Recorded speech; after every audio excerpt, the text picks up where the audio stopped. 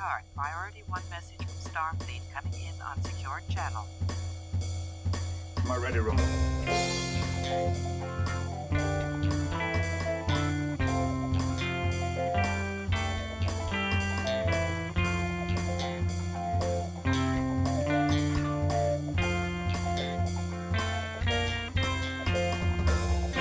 Welcome to the Readier Room, the only and longest running Star Trek Next Generation rewatch podcast, and the only rewatch podcast hosted by TNG staff. My name is Mitchell Mells, Chief Consultant of Services at Paramount, and with me is my partner, Brandon Hobbs. Brandon, how are we doing today? Well, Mitch, never been readier. Yeah? Yeah. We have a hell of an episode today. Indeed we do. Now, you tend to say never been readier quite often, not just on the show, but off the show as well, which makes me believe your life is a constant ramping up of preparedness. Yeah, sure. So every day that you see me, Mitch, that's on my best day. Oh my goodness. Is it your best day? My life just keeps getting better. Is it your best day because you saw me that day? Well, let's not do this in public, Mitch. Oh no. Okay, well, I've had some big developments in my life recently. Oh, yeah? I have two that I want to take valuable podcast time to share. So for example, one, did you know that Starbucks has released new seasonal beverages? And what would those be? There's a creme brulee latte. No, that sounds horrible. No, it's good. There's also a gingerbread latte, which is less good. Now that sounds awesome. No, it's the creme. You gotta get the creme brulee. Nah, creme brulee's too sweet. It's a fucking latte. What do you think's in it? Coffee and milk? That's what a latte is. Yeah, but often sugar in the 21st century. If you're a degenerate. No, you have to have a black latte. Okay. Listen. If it's not black, there's milk in it. If you ordered a latte, from the replicator, okay, what do you think you would get? I think that's a good question. Because I think it would just be a little coffee cup with coffee and milk, and that's it. Well, here's the thing. I believe that in Star Trek, by that point, society has evolved past the rampant consumption of wanton sugar. So I do think that their lattes would not have sugar. But in our current time, if we had a replicator now and somebody said, give me a latte to it, I think it would produce something sugared. So your argument is that given the era we live in, when someone says latte, you should expect they're talking about a sweet kind of coffee. Yes, at least in the Western, non-European world. Okay. And I have no shame about this. Now, what about a cappuccino? Are those sweet? Well, a cappuccino, if I'm correct, is a shot of espresso alongside something else. Yeah, so a cappuccino is just a latte, but with foamy milk instead of regular milk. Like it has rabies? Yeah, kinda. It sits on the top of the coffee, gives it some texture. Foamy at the mouth? Mm-hmm. Are you eating something? Yes, I'm eating the cookie that I'm dunking into my latte. Is that going to be part 2 of the news you want to share? Well, I actually have 3 parts news to share.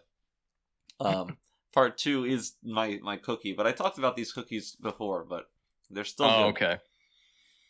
The other news, I've been really getting into watching the World Series of Poker recently.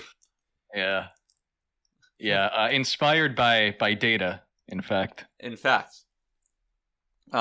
a healthy love of poker is good for the soul. Mm-hmm. I always say. Have you been practicing your poker face? Well, I've been wearing a mask recently, which helps. Wait, why? to hide my poker face. Oh, okay. You know, just in case anybody's like, "Oh, what's he up to? Does he have pocket aces? Does he have cowboys? Did he forget to shave today?" You know, the mask helps a lot. Yeah. Yeah. Yeah. Well, that's a good strategy. It is. But the thing is, poker is a wonderful confluence of math and strategy that I am deeply interested in. And you know, little cards as well, which you love. Just the shape of cards. I do. I just like holding them and kind of flicking them against one another. Fondling a deck of cards. Oh yeah, I do love to fondle a deck. Yeah. Yeah. I think we all know the feeling. Hell yeah.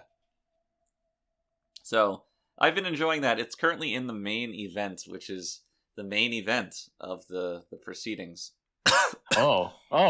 I guess that makes sense when you really think about it. It does, but it's very, very interesting. And there's a lot of discourse, Twitter discourse this year, about whether or not the main event, when you quote bust out of it, when you lose, if you should be able to rebuy in with another entry. Which there's pros and cons of that. If you rebuy in, that's another $10,000 into the prize pool, which benefits everybody. Also, you're still only given the starting amount of chips, which is 60,000, and by that point, the average chip count will probably be higher than that. So you buy in at a disadvantage.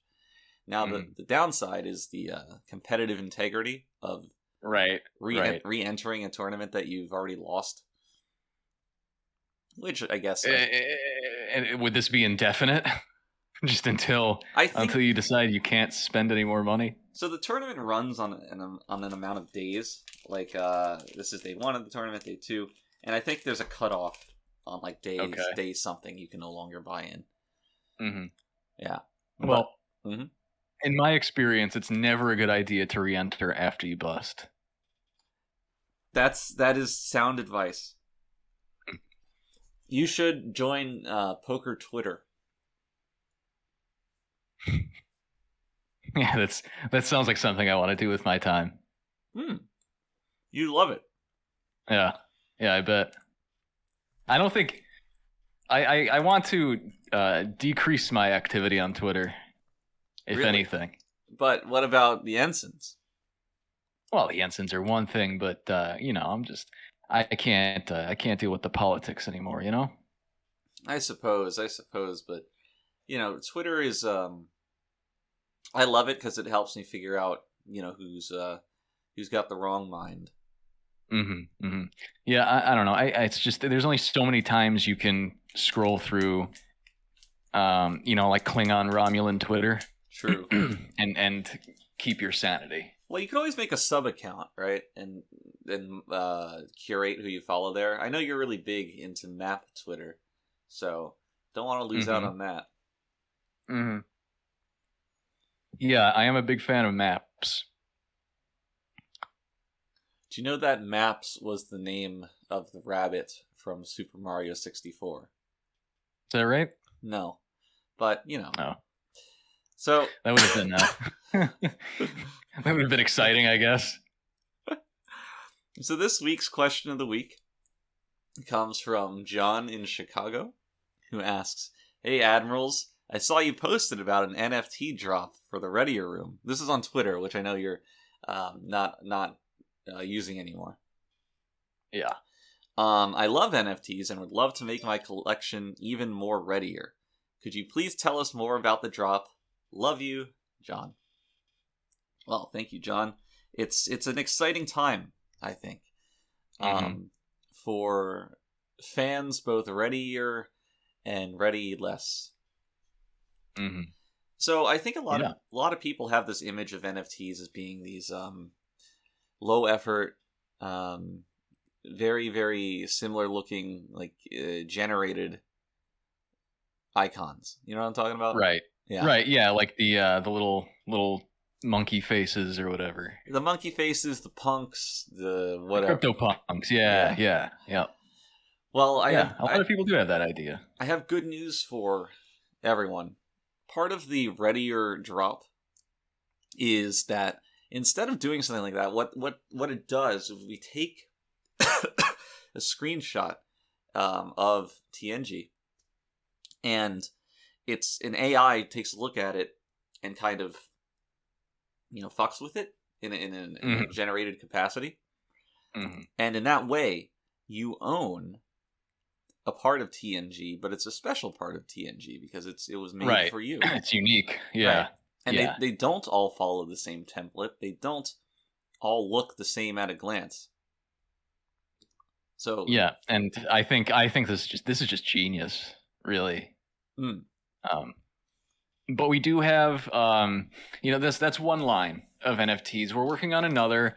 We of course have the Readier Room logo for purchase. We are on the precipice of getting the rights for a pregnant Troy figure. NFT or figure? NFT figure. It's like a figure, but it's an NFT. So, well, you know me, I'm still learning the lingo for this. That's gonna be our first drop in our virtual figure line is pregnant Troy, and I'm really excited about that. We're on OpenSea, of course. The Readier Room, capital T, capital R, capital R. So definitely stop by. We have plenty of affordable options. We always say that pregnant Troy is what you should expect when you're expecting. Mm-hmm. And that is what we say. We say that a lot. And now, as a drop, it all comes full circle. Yep. No, I think this is gonna. This is a very limited release, the pregnant Troy, so you're gonna want to get on that immediately. I can't tell you exactly when it's dropping. It should be within the next month, but that's gonna go fast, and it's gonna explode in price. So definitely keep an eye on it. Yeah, and you definitely want to be there when pregnant Troy explodes. Mm-hmm. It's really, really important. Yeah, exactly. So I think the Readier Room and NFTs were just such a natural fit for one another. Absolutely, yeah. We play around a lot in that space before we even knew about it. It's just something that came natural to us. We get asked a lot, like, "Oh, hey Mitch, why the NFTs? Why can't I fund these?" And the answer has always been there. The Readier Room has always been against funging in a lot of ways. It just makes sense, really. Right. The mission statement of everything we're doing here, it's perfect. So, good question, John. We hope we'll see you there for the first drop. I'm looking forward to. We're actually also going to make a microphone NFT for the sole purposes of dropping the mic at the drop. Yep. So can't wait. The future is very exciting. You have our NFTs to look forward to, and then the inevitable post-scarcity of Trek. Here's a question: what do NFTs look like in a post-scarcity society? Is this like a punchline or? No, this is a philosophical question. What do NFTs look like in a post-scarcity society? Yeah. I guess they wouldn't exist. You wouldn't need them. Is there something inherent to scarcity that involves funging? Well, I would say there might be something that involves non-funging.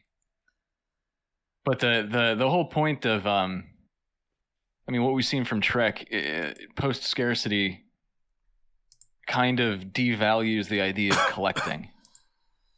Indeed, because if there was not a scarcity, what would be the point of collecting? Right. But I challenge this. In the episode The Best Toys, there's that charlatan collector who steals data and other rare items. Mm-hmm. So even in a post-scarcity society, he's managed to find the scarcity.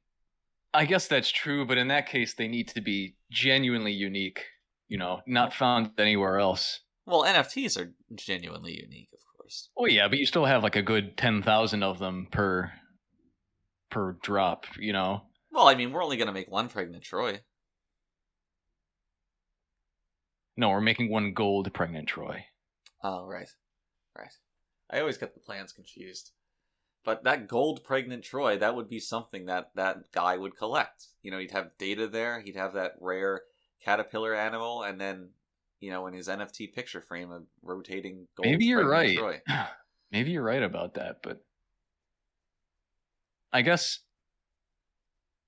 the question starts becoming, why do people collect in not only in our time, but in a post-scarcity society? Because of course, even Picard kind of has his books and everything, Right. And he doesn't need them. He can access those on the computer. The Kurlan Neskar. Whatever that MacGuffin was. So, I think the answer is very similar to Everest. Why do you climb Everest? Because it's there. Why do you collect these Pregnant Troy NFTs? Because they're there. Mm-hmm. Well, in that case, that's good news for us. It is. Because it means that Pregnant Troy will persist throughout the centuries. Well, once an NFT has been birthed onto the world, there's no undoing that. You can't put that genie back in the bottle. Mm-hmm. And Pregnant Troy is certainly something we cannot undo. Once that drops, it's out there. Yeah. We can burn the t-shirts, but that's about it. Well, I think we have a lot to look forward to here. Yeah. Yeah, the world does. I do, you do, the ensigns do. It's a bright time. It's a bright time to be Readier. It certainly is, Mitch. Certainly is. So thank you, John, for your question. We hope you'll join us for that drop. And if you're like John and you want us to answer your question about anything Readier or Star Trek related, you can email us at thereadierroom@gmail.com. Again, capital T, capital R, or you can tweet us at the Readier Room, or just comment on our YouTube videos and we'll see your question there. All right. Well, the only enjoyable topic of the show has concluded, as today we're going to talk about Manhunt. Manhunt. Season 2, episode 21-ish, 22. I think we can all relate to some degree of the one day per year that your boss brings his wife to work. Yeah, I hope those feelings carry through to the audience. Yeah, because that's what this is. There's so many ideas being thrown around and thrown away for the sake of having more Majel Barrett scenes. Which, if you asked me to think about this episode, like the last time I watched it, I would have said, yeah, it was okay. Really? Yeah. I would have thought so. I've never really had an issue with her episodes, but this one was rough. Yeah, I mean, I'm not going to say that her episodes are intrinsically disagreeable, but I think the other one we watched was mildly amusing. Yeah, I know, that one was way better. Yeah. But there was something about this. It had a lot of disparate elements that just didn't really connect. It had a lot of confusion-inspiring moments, and there was nothing to salvage it. There was exactly one line that I thought was funny and enjoyed, and aside from that, the entire episode was just borderline miserable. Mm-hmm. Yeah, and just the ending was one of the worst things I've ever seen. Yeah, that was, and the lack of ending in some respects. Yes, I think both of those tied together is really what does it. How the ending was so out of left field and baffling, yet also so unsubstantial. Yeah, absolutely. I think, and I say this every episode, but I think we definitely need to go through this one chronologically because there's just too much. And I don't want to miss anything. I don't want to miss a thing. A great poet once said. Because we're gonna get started talking about one of the 5 plot lines, and then lose the rest of them. Well, here's when yeah, it is the linear nature of this show that makes it so amazing that they stuffed all these things into one episode and just failed to make something that was entertaining at all.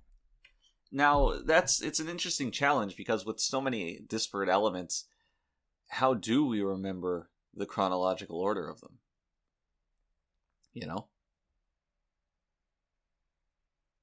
Well, there's a certain flow. There's a certain flow to it, I suppose, where it makes sense up until halfway through, and then it kind of jumbles itself up. It kind of makes sense. So no, it totally makes sense. I find the introduction of Luxwana into the episode at all to be oh yeah, I suppose so. I mean, a little ham-fisted. I guess as that character is want to be. Exactly. Yes. Yeah. That's kind of the whole point of that character. So, you know, I'm not gonna dock points for that. I don't think. Yeah, I guess that's fine. But that aside, I guess we can go through it. So the Enterprise is starting off, and good lord, I am already just so far behind. What happens? What is the start of this episode? They're talking about ambassadors? Yeah, so they're inviting the Antedians. That is them. Onto the ship. Which actually they were a last minute inclusion in this episode, funny enough. Which I guess sort of explains why they don't do anything. And we kind of have to force something out of them at the very end. Because we had Mick Fleetwood right on the set here. Which you would hope would give a little something to the episode. You would think so, but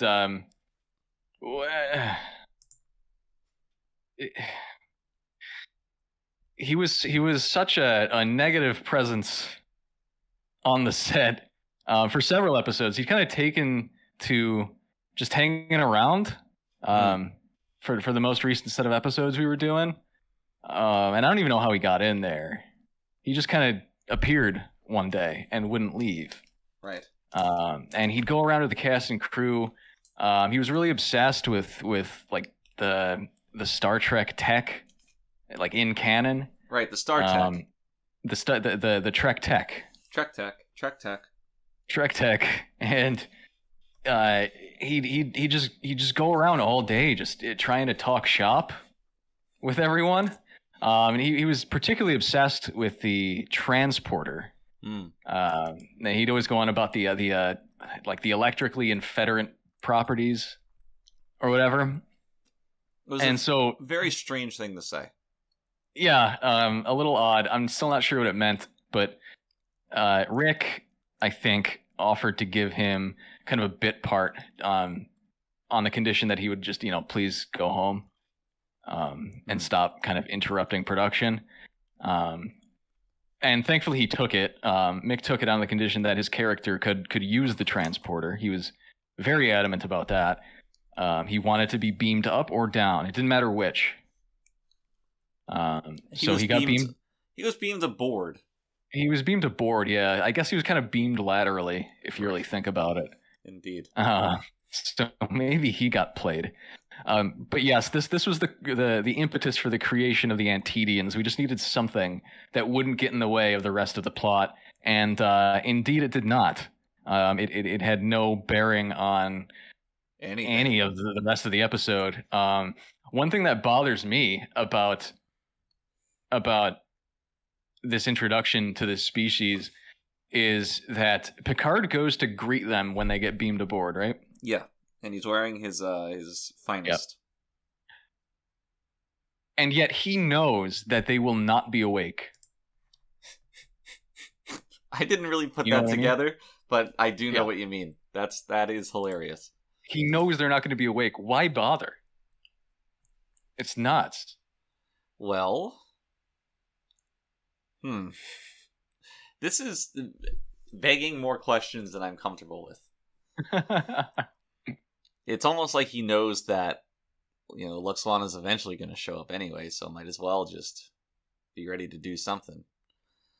I think maybe. I think, by the way, I put together why, or rather how, Mick Fleetwood got onto the set. Oh, really? Yeah, so, security's there. They're the gatekeepers. Literally, there's a gate, and they kept it. And very often, whenever Colm showed up, they'd get the direction, let that Mick in. And, yeah, you can see how they would get confused. Oh, man.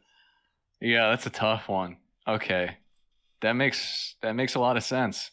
Right? So, wow. I can't blame them. I don't want to blame them. They're good guys. But they were. Maybe they're not good guys anymore. I haven't, I don't talk to security these days. It's been a while. Right. we don't associate with people like that, but dirty right. Security people. Yeah, it's kind of below us at this point, but I hope they're doing well. They could be doing whatever. So Picard knows everything about the Antedians' proclivities, and yet still expects them to be up and at them. Mm-hmm, mm-hmm. Okay. Yeah, weird. Worf finds them a handsome race. That was the best line in the episode. I found that to be extremely funny. Did you like that? Yeah. I mean, it alone is funny, but Michael Dorn's delivery of that line was also pretty funny. As usual, yes. Yeah. And it's, I don't know, it's cool, and it also does a little bit of world building, world fleshing out, to have the Klingon have a completely different read of the situation than the humans do. As I think so too. Yeah, right. Yeah, I don't disagree. Oh, the only thing that I kind of take umbrage with is that you and I are perfectly capable of finding Klingons attractive, so it doesn't really jive with me that the Klingon would think the fish person's attractive, because they're more humanoid than fish. Well, I think that it goes in a bit of a circle. So the humans would find the Klingons attractive, who in turn find the fish attractive, who in turn find the Romulans attractive, whatever. It's like Pokemon types. Exactly. Yeah. Or rock, paper, scissors, if you're familiar with that game.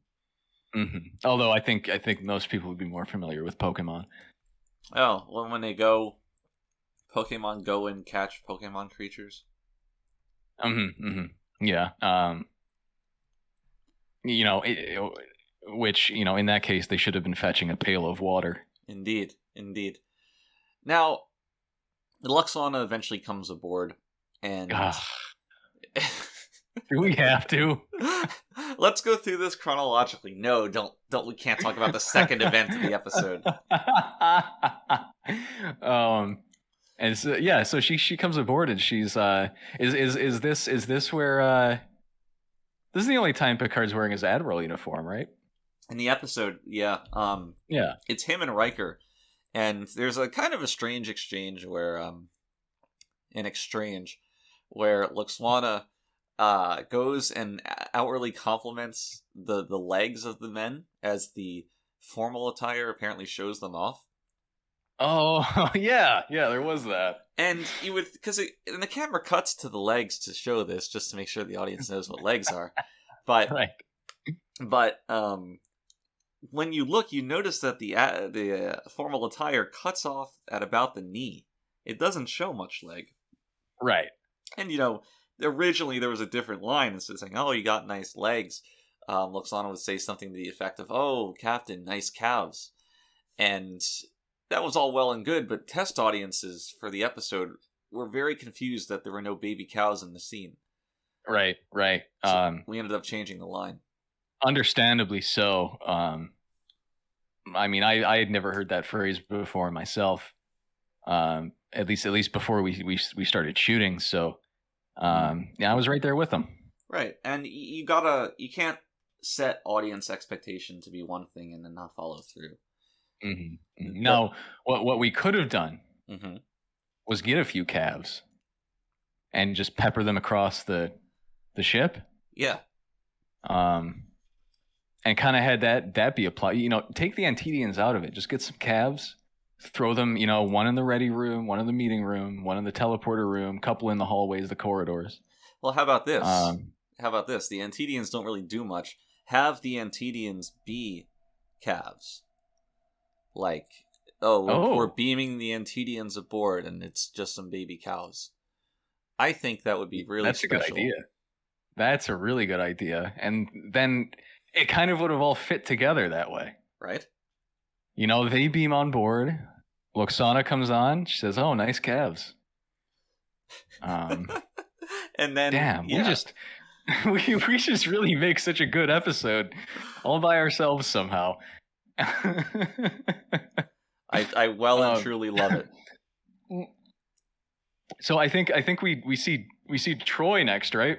And right, she comes to the teleporter room. Am I wrong? Are you wrong? Probably not. Troy is wherever Luxwana is. Troy is not far behind. Yeah. Troy has to come greet her or whatever. And I just want to say she's looking particularly unattractive this episode. Yeah, I noticed that. I'm surprised that you. I guess I'm not surprised you picked up on that, but I also noticed that. I don't have an explanation other than. Well, do you? So it's by design, really. Majel was really concerned about being juxtaposed against Marina after last episode that they were on together. I guess she had seen it and not been very happy with it. Particularly with the differences in, I guess you might say, attractiveness. I mean, obviously Marina's much younger, so what we did was we had makeup just make Marina look like complete shit. I never heard about this. Yeah, it's kind of assuaged Magel's concerns, which was, of course, the most important thing about this episode was making Majel happy, and not, producing interesting television or worthwhile writing content. A good story. Yeah. So that's why that happened, and yes, it's very obvious, isn't it? It's very, very like it's uncomfortable. She looks strung out. Yeah, she does. She's not even pregnant. Not yet. We'll see to that. So they take Luxana to Luxwana. Well, I don't even know how to say this name. There's a W. Luxwana. Is it Luxwana or Luxana? Because I think it's spelled Luxana, but I think they say Luxwana. I think it's LWX, right? Yeah, LWAX. No, Luxwana Troy. I'm turning to the internet. You're right, LWAX. Here's the thing: the subtitles on Netflix have this incorrect. Oh, interesting. All right, now how to pronounce?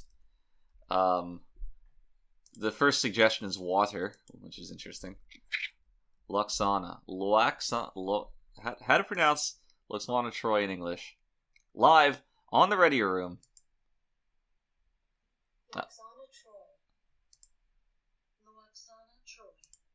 Can you hear this? No, I can't. Oh, well, I'm the pronunciation guides I'm finding don't even agree with each other. So that will remain forever a mystery. We'll have to pay attention next episode. Yeah. We'll have to pay attention to the episode next time to figure out how to pronounce her name. But I guess I'll just say Luxwana. It's easier to say. It's really hard. Whenever there's a Luxwana Troy episode and I watch it, my vision just turns red. And I can't comprehend what's going on, and I kind of space out for an hour. Yes, exactly. That might be our biggest problem. They take her to her guest room, and I have to say, we've seen this room several times at this point, but it never ceases to amaze me just how much I love it. Really? I love the Enterprise guest rooms. They're just so comfy. Elaborate on this. Well, I don't know. It's just it seems like a nice place to spend your time. Just sitting on the couch watching the stars fly by you, and it's got a very pleasing color palette. Mm-hmm. You could get some synthahol kick back. Just I suppose. I don't know. I just think it's really nice. I like the design. I like the set design. And that's the one thing I love about TNG in general. Is just I love the set design. I guess it's reminiscent of a nice hotel room. And when you factor, and maybe that's the thing. I like getting away from my problems by living in hotel rooms. No, I feel this, but when you take a nice hotel room and change the view of whatever to space, there's a lot to like there. I can buy this. I mean, I think aesthetically, it's foreign enough to be intriguing, but familiar enough to be comfortable, and that's why I like it. I buy this. I really love the whole set design of the Enterprise D. It's just so good. And it's enough positivity. I was gonna say it's consistent too. It is, yeah. Over the series, it remains quite nice. Right. Now that we're talking set design, there's that episode where Worf jumps between timelines, and on that episode, he goes to different timelines, iterations of the Enterprise D, and a lot of the sets, like the bridge, are subtly different in kind of interesting ways. And if you really like the set design there, I recommend watching that episode again and paying special attention to that, because you might not remember. No, I honestly don't. I don't remember most episodes you bring up, Mitch. That's okay. I know that by season 7, which this episode I had kind of checked out by season 6 or 7. Yeah, you were very into some recreational activities by then. Yeah, well, let's just leave it at that. I'll figure out how I want to broach that topic once we get to that time in the podcast. But yes, that is why I kind of stopped watching the show on TV so much. I'd catch a few here and there, but well, they say that when I forget what album it was, but it might have been Let's Dance. It might have been Station to Station, but when Bowie was recording it, he was doing so much cocaine that he has no recollection of making that album. Mm-hmm, mm-hmm. And and that's not to say that I was doing cocaine. Okay. But I didn't say anything. Just I was doing something. I was doing my job. And a lot of it. Well, you get absorbed into the lifestyle. By that point, we'd kind of become a fixture in the industry. Certainly our own brand of rock stardom. Yeah, and sometimes you make a prolonged series of bad decisions. Yeah, you ever feel that way, where your life is just a slow motion spiral of consistently bad decisions that you just watch unfold with no real power over? Yeah, well, I mean, we did work on TNG. That's just true. And we're still dealing with the fallout of that. Yeah. It's what we got to do to make a living now. Our life is just TNG serfdom. That's like Mark Hamill with Luke Skywalker. Right. I'm sorry, who? Mark Hamill. Oh, I thought you said Mark Hamill. No, Mark Hamill. I see. Not a camel that's marred in some problem. No. I see. Okay. So when in that scene when Luxlana's guest room, she invites Picard back for what is possibly the most awkward scene of TNG, at least in a very long time. Did you dislike it?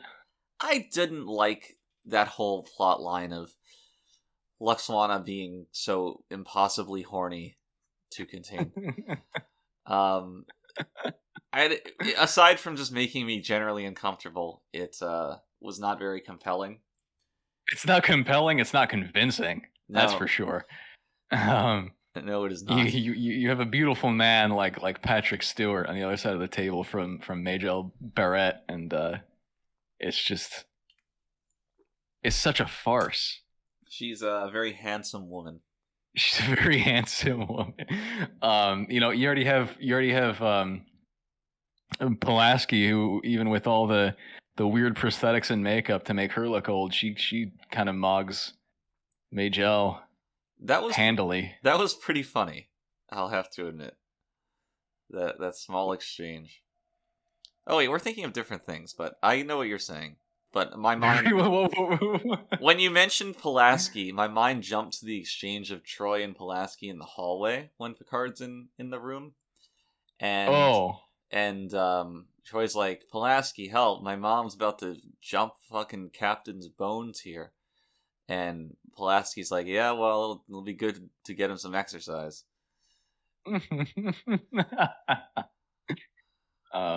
I love Pulaski. I don't know what I'm going to do without her. We only have a little bit of Pulaski time left, yeah. It's really sad. But anyway, I digress. Let's get back to the dinner scene, because this is kind of the pivotal scene of the episode, really. Right, and this is the pivotal moment of the pivotal scene was the forks that they used. You probably didn't notice this.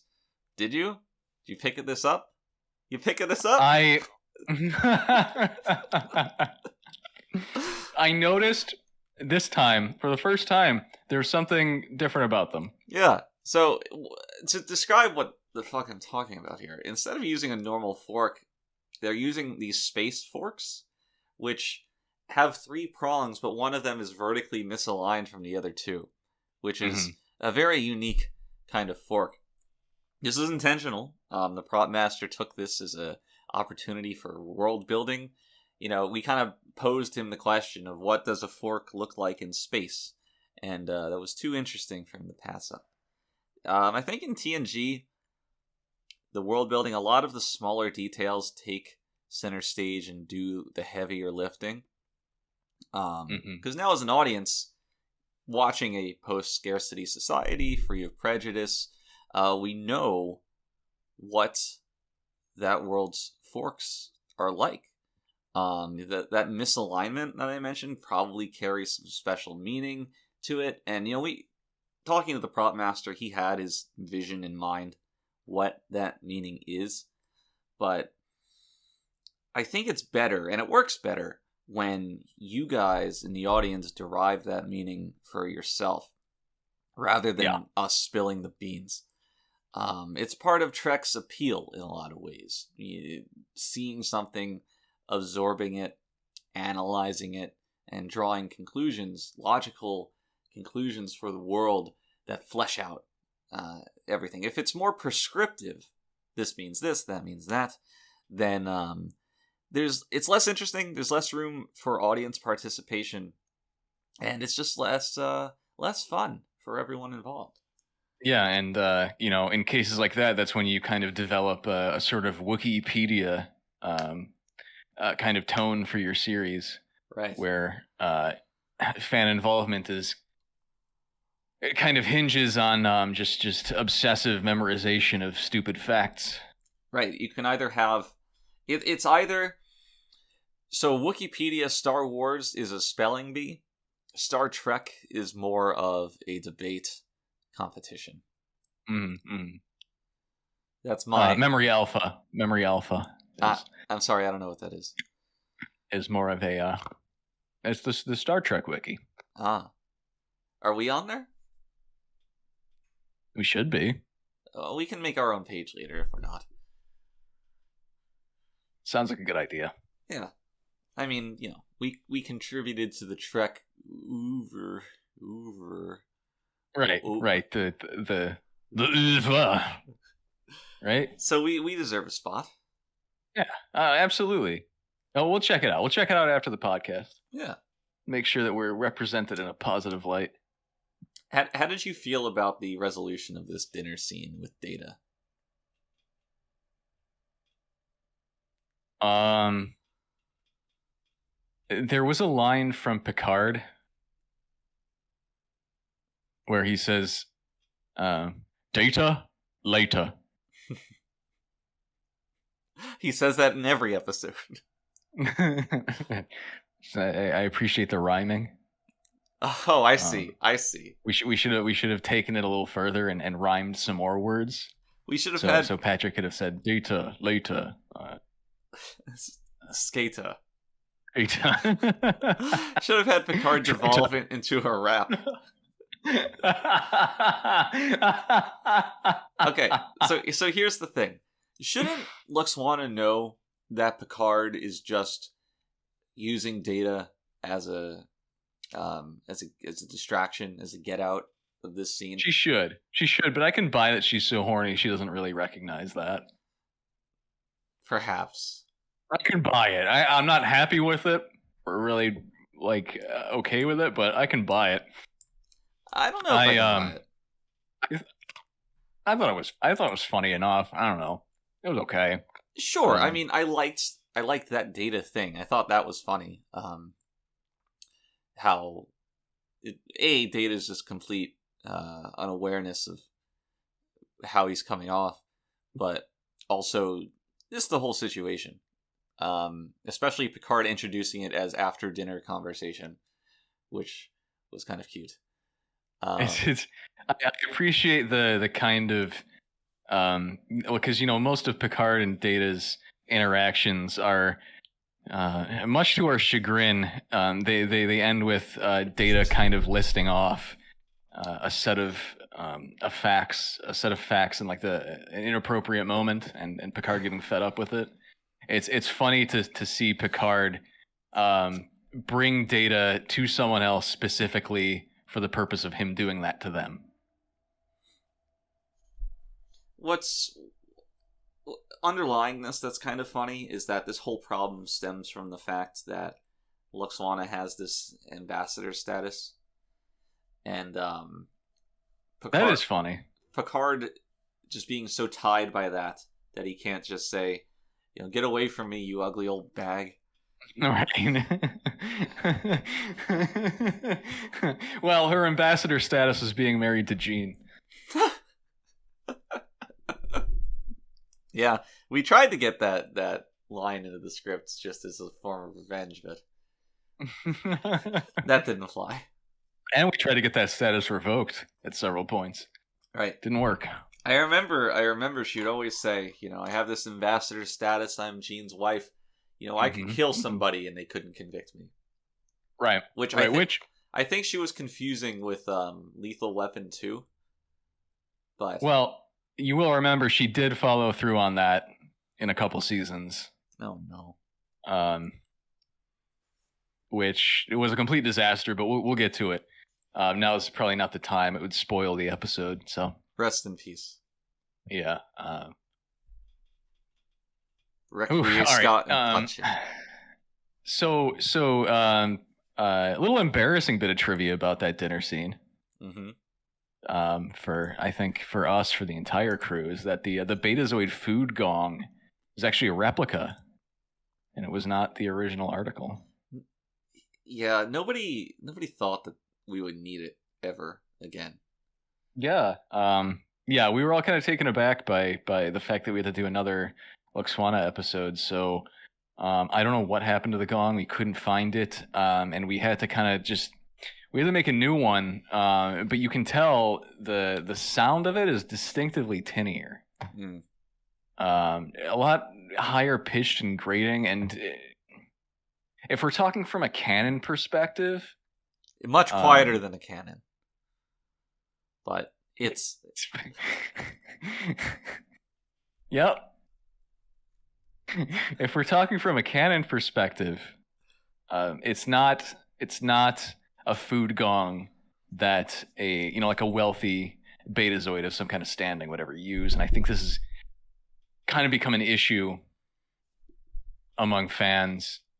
This particular scene because of that, and I do want the ensigns to know that there were many of us who brought this issue up during filming, and as usual, we were kind of silenced and not really paid attention to, but we understand your frustration. It was funny because we made technically the same mistake we made the first time.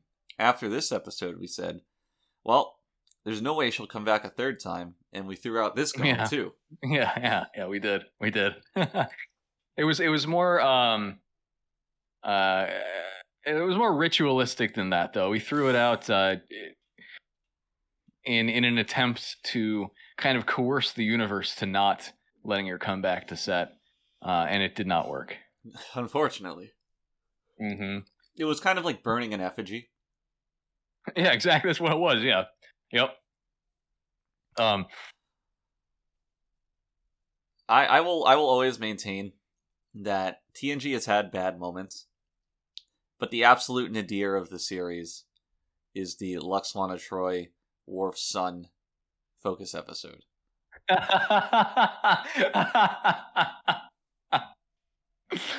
Oh man, that's gonna be a good one. Oh, so this dinner scene.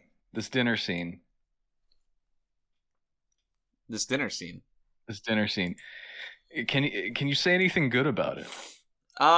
It ends eventually. No, I always. Yeah. Yeah, go ahead. Well, it's just dripping in old woman juices, and I really, I just don't find anything intriguing about that. I get that this is a more lighthearted episode, and Picard being in this awkward dinner is like a slightly humorous situation, and the data resolution I said I liked, so I guess I would say that's a good point of it. But this is just so far away from why I watch TNG or what makes TNG compelling. Just Trek it all, really. Yeah. It's barely a Trek episode. Yes, I agree. But it's like if Dr. Crusher, the episode opens and she's talking to Riker, and she's like, "Oh, Commander, my in-laws are visiting, and we never got along." And then they show up, and it's just 40 minutes of that. I think there's room for character development, independent of having some kind of sci-fi, hard science, technological crisis, or something. I think a lot of that usually comes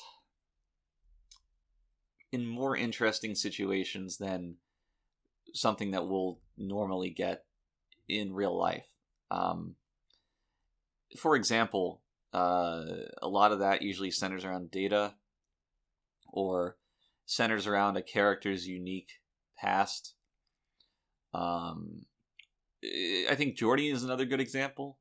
Sometimes episodes focusing on him have very human elements with a slight sci-fi bent. There's one where he is seeing visions of his mother through his visor, his dead mother, and coming to terms with that, which kind of has a sci-fi bent to it, but is also a very real human emotion. Yeah, sure. I get what you mean there. I guess my whole point is, regardless of how bad this episode is, I think something like it could be done well. Again, even without that sci-fi bent to it, really. And in some respects, less sci-fi would have been good insofar as cutting the holodeck stuff, which we'll get to. Well, why don't we get to that? But before that, I just want to point out, I just realized that Geordi isn't in this episode at all. He's not in this episode. No, he was busy Reading Rainbow. Right.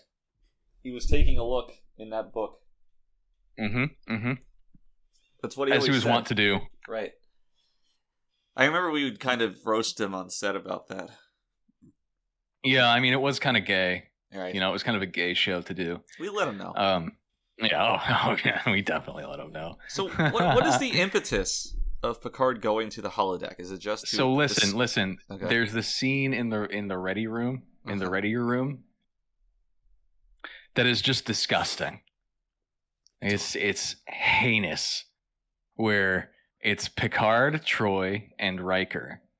And Troy and Riker are explaining the Betazoid like menopause to Picard. Okay.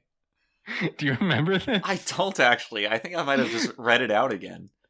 Riker and Troy are sitting on the couch next to each other, and Riker is like, Deanna told me about this when we started seeing each other. She warned me about this. You know, when Betazoid women get to a certain age, they just become incredibly horny. Oh no.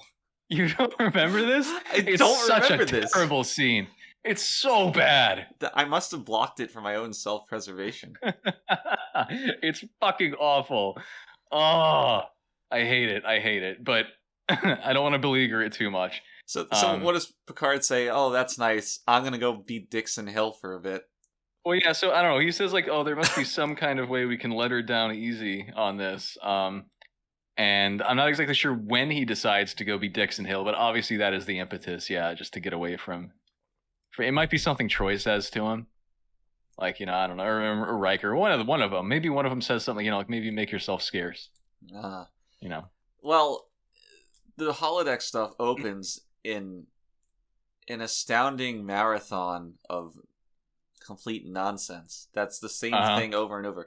It's like 3 or 4 minutes of Picard being Dixon Hill, something happening, and him saying, "No, computer, not this." And then the computer makes something, "No, not this." And finally, the computer just gets fed up and says, "Look, man, I can only make things from the Dixon Hill books. What do you want?" It's like an old man trying to use a computer. It is an old man trying to use a computer. I don't know what the hell I'm talking about. I thought all of that was just I mean, even more so than all of the holodeck stuff. I thought that was a complete waste of time. It was absolutely a waste of time. I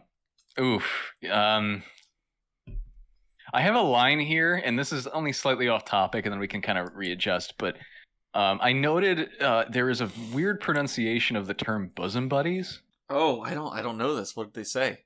I don't know. I don't remember why I wrote that, but there was a weird pronunciation of the term bosom buddies. Which maybe has like bosom buddies. Well, I was going to say, as we all know, it was a reference to the Tom Hanks sitcom at the time. Yes. Yeah. Jesus Christ, I kind of... Oh, man, I want to rewatch the episode to find this bosom buddies, but... Should we just sit here for the next 10 minutes just scrubbing through the episode to find it? For my own well-being, physical well-being, I don't think I can go back. I just see Lux Swan and Troy, and I wake up 10 minutes later, and there's a hole in my TV. Well, I was banking on you remembering what the context of that was, but if you don't, whatever. Not a big deal. Well, if you're watching this and you haven't watched that, then go watch that just to find the bosom buddies and leave a comment with the pronunciation of bosom buddies. But why? If Picard... This is where the episode becomes a blur. Yeah, if Picard wanted a leisurely Dixon Hill thing, why would he be Dixon Hill? Why would he say? Yeah, why not just go ride a horse? Yeah. No, it's ridiculous. It's so. And Picard suddenly becomes a complete moron about all this too. Usually he's in Dixon Hill and he's like, "Yep, I'm having fun. I'm role playing. Whatever. I know this." And this time he's like, "Oh, I'm Dix. Yes, let's smoke cigarettes." Right. The usual. That would be Scotch. Yeah. Okay. Right. Why? Yeah, he just has no idea what the background of this character he loves so much is suddenly. This episode, and I mean, I think we've all kind of figured this out for ourselves in one way or another. This is obviously a sequel to two Tracy Torme episodes, one of which was the original Dixon Hill episode, but it was heavily rewritten by Maurice. Very heavily. So any holodeck stuff that had even the slightest chance of being good was basically just fucked from the start. I have no doubt in my mind that this was hobbled in one way or another. Yeah.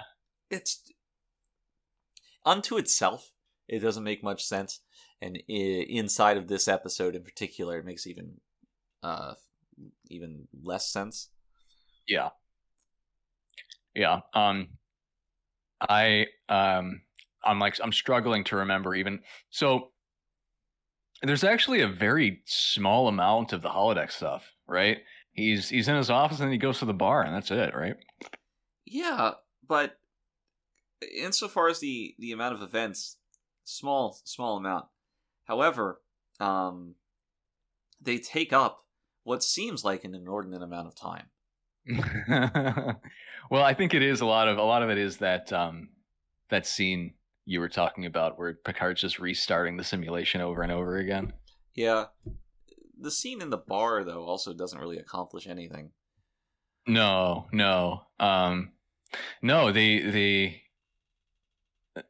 It's the whole point of being in the bar was for a funny scene with Luxana, who thinks that the AI is a person. Again, we have another person being amazed by the holodeck.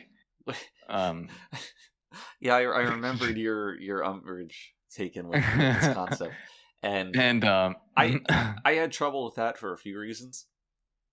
One, obviously, people should know what a holodeck is, and Luxana should be aware that this isn't a real 1940s 20s bar that's inside of the Enterprise. Right.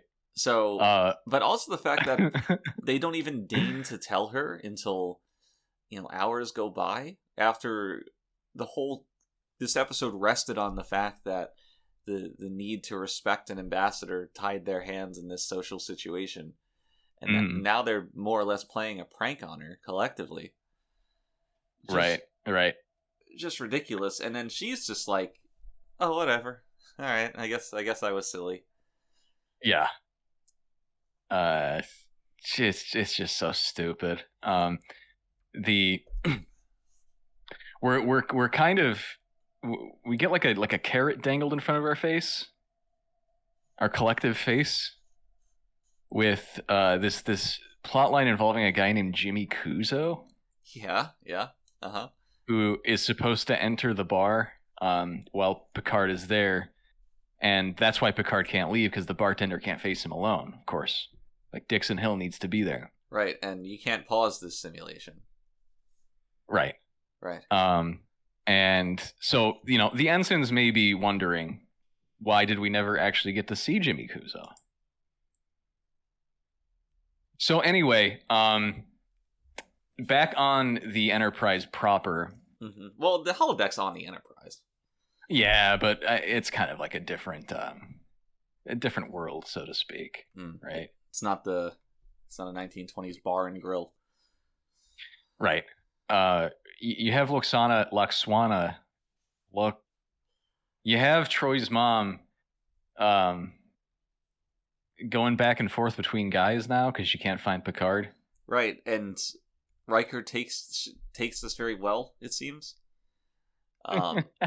It should be apparent to anybody, like, where her announcement, she makes a wedding announcement, where that's going, and Riker just sits there for the duration of it, and then has this look on his face like, huh?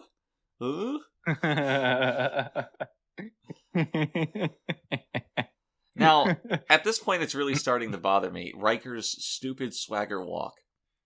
Anytime he enters or exits the frame, it's always with this same exact walk. And when shot from different angles, it looks more or less ridiculous. And in this scene, the angle it's shot from, a lower angle from the side, maybe 3/4, it looks terrible. I don't know. I know exactly what you're talking about too. Well, Frakes had a very limited range. Yeah, but I mean, for most people, that's how you emote, not how you. That was walk. The only way he knew how to walk.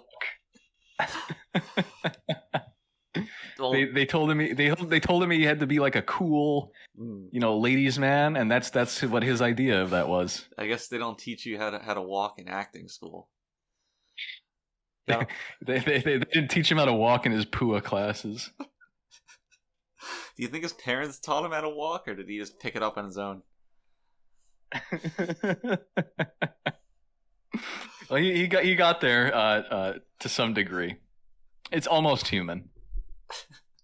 It looks like somebody trying to be human. Like, oh, I'm doing the human walk. That's all of Frakes' acting. Oh, baby. Which, to be fair, I find charming. So yeah, I mean, Frakes is Frakes.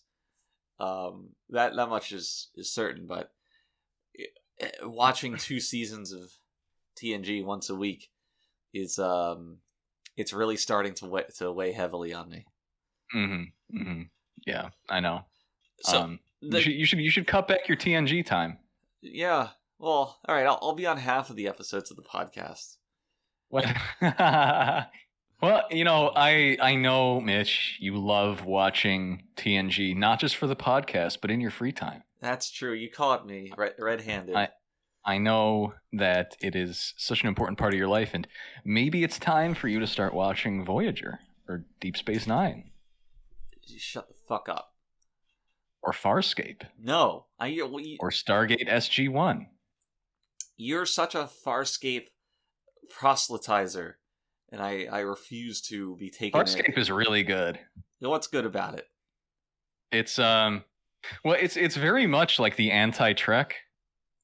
Well, you sold me already.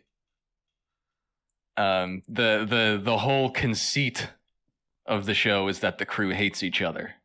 Oh. So and for the time it had pretty good special effects actually. It has Jim Henson Muppets, which are done really well. Okay. It's it's got that kind of like early 2000s sort of edge to it. Now, was this the inspiration for Netscape? Is that like an internet browser? Yeah, you remember Netscape. I vaguely remember Netscape. Or is there a connection? Yeah. I mean, I guess there must be. They both have Scape in the name. It's true. It's true. Whoever made Netscape must have watched Farscape and said, I need this show in internet browser form. Mm. And while you're on Netscape, you can play RuneScape. Right. Which was also kind of part of the trilogy, so to speak. Well, it's more of a quadrilogy now that the company Manscaped exists, which we're currently in the talks for a sponsorship deal. Right. Shave your balls and all that. Right. Look forward to that, Ensigns. That's going to be the collaboration of the century. Mm. Now, if you go one further, what is the word for that? A quintilogy? Yeah, I'd suppose so. And what's beyond that? Sextilogy? A sextilogy? It sounds like you just wanted to say sex. We are talking about Frakes. Is that the topic we're still on? I hadn't noticed. So anything else about Frakes before we move on? I think Jonathan Frakes is very into sextilogies. Probably. I'm sure he is. Frakes coffee cakes. You ever eat those? They're pretty good. So I'm sure they are. After Luxwana feels up Riker, then Riker goes to interrupt Picard in the bar. Right. And Data comes along with him. Data, for no reason, is dressed in period attire. Nothing comes of this, and I can only imagine. Oh, but it's just like a cute character quirk. It is, but it's just so vexing. It is, because Riker isn't kind of like singled out for looking weird. Right. Yeah. Yeah, that bothered me too. And I think it's just so exemplary of the pointlessness of this entire scene. Mm-hmm. And they I go there. Agree. Nothing really happens. Luxwana just shows up and starts hitting on the fake bartender. And then everybody just says, "Look at her go." Scene ends. Luxwana's problem is solved. And the episode ends. And then she, then she stops an interplanetary conspiracy. We're supposed to believe that even a fake bartender would want to have sex with Luxwana Troy. Ugh. There's an interesting scene back on the Enterprise, where Wesley says to Worf, "You're handsome for a Klingon." I don't know if he said it as breathy as that. Well, it was supposed to be. Yeah. As such, we had to cut a whole Wesley Worf romance subplot in this episode just to fit more Majel scenes in it, of course. Which I guess ended up being for the best because we couldn't really come up with a proper portmanteau for these characters. When two names start with the same letter, portmanteaus are quite difficult. Because we had Data and Worf as Dorf, of course. Riker Troy is Roy. Roy. Well, Picard Crusher is Pusher. Right, obviously. And that's most of the major couplings. Didn't we have a Geordi? Maybe we didn't. Well, it was Geordi and oh god, what is that woman's name? There was the one. Oh, the hologram one. Yeah, I don't remember her name. I don't remember her either. She was even in the Mirror Universe comic. Fucking A. Should I open the Mirror Universe comic and find out what her name was? Well, you know you want to. Yeah, hold on 1 second. 1 second. Live on the Readier Room. Comic book investigations. Now, the vexing thing here is that in the Mirror Universe, Geordi and this woman lived during the same time period. No. So I'm not sure how that. Yeah, I don't really get this. Well, I think she was prematurely killed, maybe. Oh, really? Oh, maybe. No, that still wouldn't make sense because she was very clearly an adult. Well, I mean, just because somebody's an adult doesn't mean it was their time to die. Yeah, but she's still really young in this Mirror Universe. What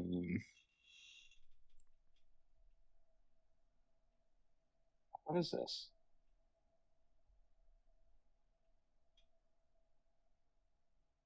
Leia? Is it Leia? Leia? Right. Because we always said Lordy. I think we said that for different reasons, and with a different sort of accent. Well, that's a story for another time.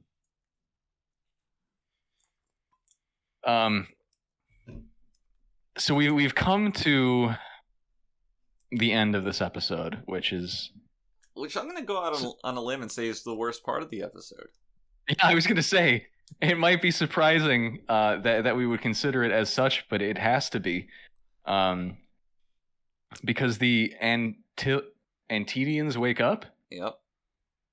And they do. Well, they feast first. First they feast. They feast. They eat their disgusting fish. Yeah. So we made a point to introduce something called vernicula, which is the Antedians' food that they brought to eat, and it's like this disgusting looking, briny fish parts thing. Kind of looks like chum. You know, we got our fishmonger on retainer, and you know he really outdid himself here. He procured 200 pounds of rotten mackerel, which filled that entire barrel you see, and the Antedians had the direction is like swarm around it and push it into the mask that they were wearing. Oh, man. It was very, very authentic, which added a lot to the scene. Now, a lot of takes were ruined by members of the cast gagging audibly. Yeah, but that's just the price of doing business, I think. You can't have authentic-looking vernicula without breaking a few eggs. That's what I always say. Mick seemed to enjoy it, at least. Yeah. That was, and maybe that is kind of coloring our perception of the end of this episode. I still can't get the smell out of my nose after all these years. I remember it was thoroughly disgusting. I threw out the clothes I was wearing that day. Oh, I mean, you had to. It's just... You remember, we tried to wash that smell out for weeks. Yeah.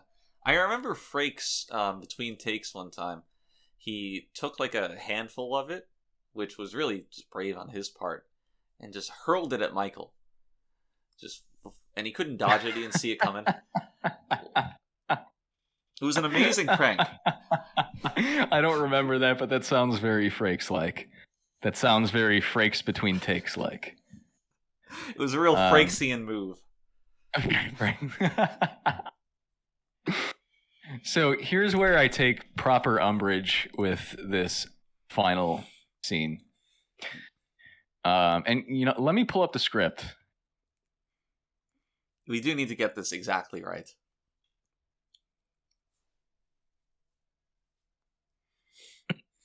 Transporter room. Loxana.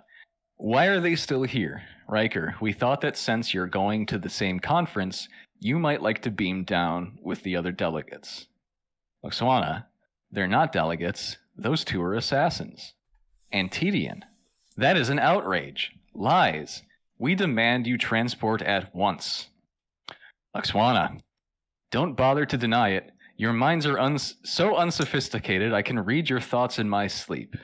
Their robes are lined with ultritium, highly explosive, virtually undetectable by your transporter. Data. She is correct, sir. I am detecting large amounts of ultritium. I think the word virtually is doing a lot of heavy lifting in this script. So how undetectable is this, really? What? And this is like within like a split second too. Oh, like yeah. Data must have already been trying to detect something to have that response time. I wasn't gonna hammer on this specifically, but you're right. This is properly ridiculous. When I saw this scene, this was the biggest boss's wife vibe in the entire episode. It's like, oh, and she saves the day too. Yeah.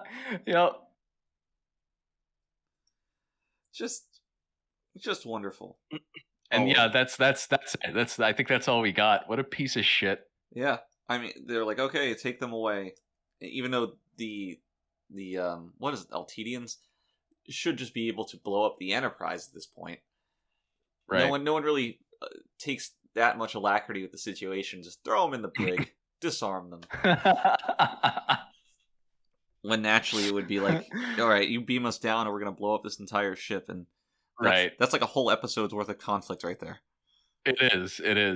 It's really. I was gonna say sad, but I also don't really care about the Altedians either. It's just everything in this episode was just so thoroughly uninteresting. Yeah. Very offensive. Waste of my time. Yep, absolutely. Do you have any further final thoughts on this? Not really. It's very clearly a terrible episode, but I don't. We've kind of hit every reason why, and just to put my stamp on it, I think this is probably a bottom 5 episode so far. Wow, bottom 5. Yeah. Wow. I don't know if it's bottom 5 for me, but it's definitely terrible. However, I would still recommend people watch it. Come on. Just to see how terrible it can get. If you have any kind of morbid curiosity about that, I think it's worth it. Let me ask a quick question. What are your thoughts on the Antedian makeup design, all that costume? Oh, it's terrible. Yeah, it is. It's god awful. It's the worst thing we've seen since that episode with the 2 delegates where it was like dog people and lizards. the clothing in particular, just these long cylinder streamers. Yeah. No, it's awful. It's really, really terrible. And I guess that's kind of a thing that TNG always had a problem with, where it's like, if you're not dealing with an alien species that is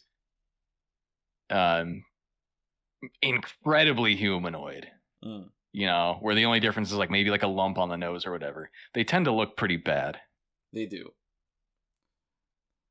Which I guess is one strength of later Trek productions.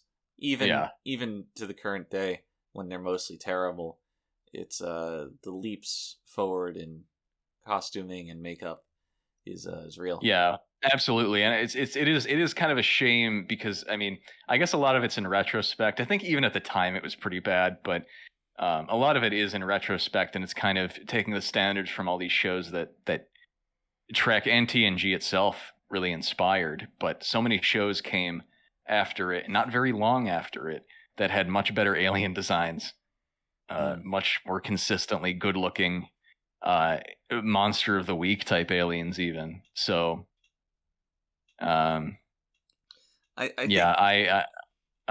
think my favorite is Darmok, where to sidestep this issue we made the antagonist monster invisible.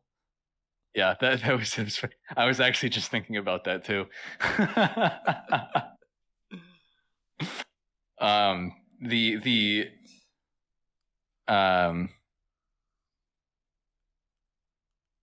actual aliens on display in that episode were actually decent looking though. Yeah, but again, it was kind of an issue of just like it was kind of low effort, really. Yeah, well, the aliens in that one were also just very humanoid with different faces. Right. But they did end up looking good. Yeah. All right. So yeah, I guess that's it for our review of this episode. So I'll move into my trivia for you. I'm this week. Very excited for the proper return of the trivia. And this is one that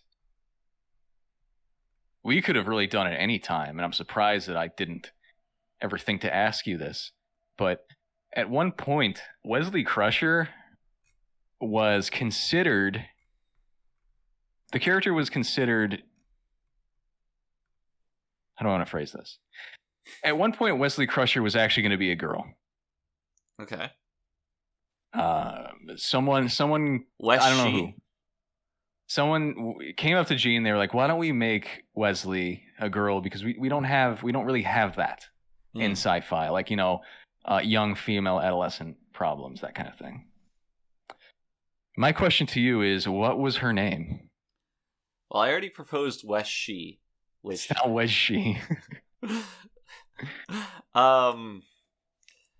Still Crusher, mind you. Still Crusher. Okay, so. I don't know why, but the name Alex is jumping out to me. Okay. What is Beverly's Dr. Crusher's name? Okay. Now it might be this was initially a W name, and let's keep W. Let's go to Wesley. It could be like Winona. But that's probably not it. God, I'm really stuck on Alex. This might have to be my guess. I'll give you a couple guesses here. You want to guess Alex? Because that's not it. So think much simpler. Think something you would say. For a name? For the name of Wesley Crusher's female counterpart. Just think simple. Think very simple. It's not almost Wes, to the point of parody. No. I'm totally not on the same wavelength as you right now. Yeah, you might not be, but once you hear it, you're going to be like, "How did I not guess that?" That's the thing. All right, I'll chance one more guess. All right. Let's see.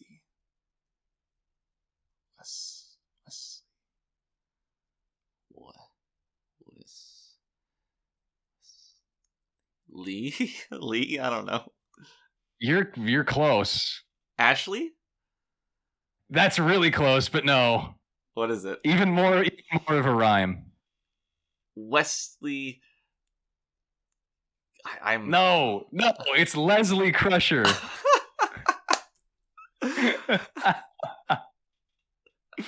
Leslie Crusher. That is beyond parody. Like if you opened your Mirror Universe comic and here's Leslie Crusher, you would like throw it across the room. Yeah. Exactly. Yes. They really wanted it to rhyme, huh? Like they came up with the name Wesley, and they're like, "I just love the sound of that." God knows why. Unfortunately, that never came to pass, or else we might have actually gotten a good character and a hot 15-year-old on the show. That is what we needed. Now I am intrigued by this because I think the adolescent young teenage boy tagging along in sci-fi is pretty. That well's been gone to quite often. Yeah. But Yeah. switching the gender is unique. Yeah, they were right with that idea. Yeah, I think whoever came up with that idea was absolutely correct, and it would have been a much better character who might have actually lasted even because Wesley sure did not. Wesley did not, and you almost you want to see like a young girl succeed, you know. I think just it's kind of inherent to the nature of human beings. That you just want to see a young girl succeed.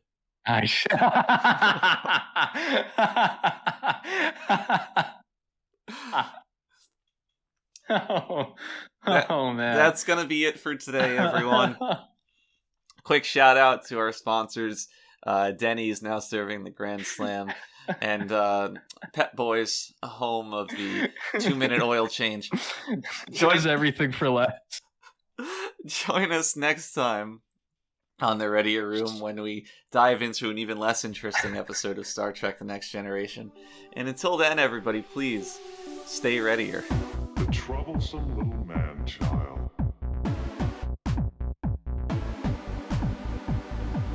Consider that in the history of many worlds, there have always been disposable creatures.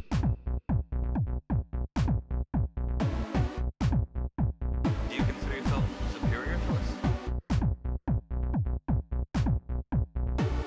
Should have told him to mind his own damn business.